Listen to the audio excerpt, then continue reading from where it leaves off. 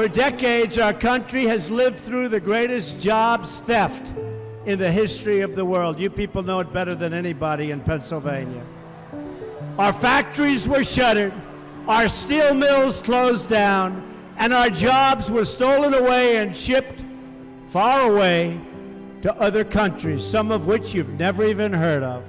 Politicians sent troops to protect the borders of foreign nations, but left America's borders wide open for all to violate. You took out a full-page ad in major U.S. newspapers last year criticizing U.S. foreign policy. What would you do differently, Donald? I'd make our allies, forgetting about the enemies you can't talk to so easily, I'd make our allies pay their fair share.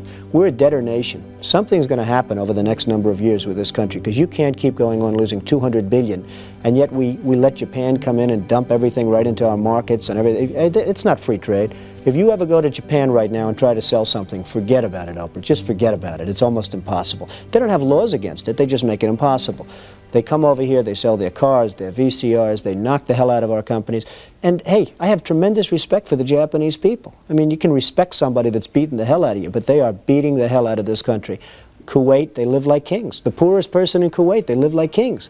And yet they're not paying. We make it possible for them to sell their oil. Why aren't they paying us 25% of what they're making? It's a joke. This sounds like political presidential talk to me, and I know people have talked to you about whether or not you want to run. Would you ever?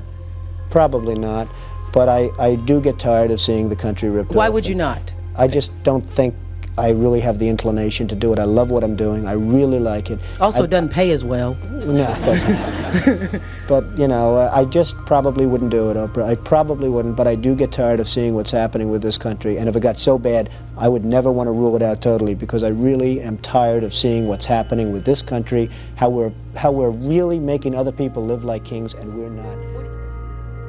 Very clear, I will not accept a bad deal for the American people.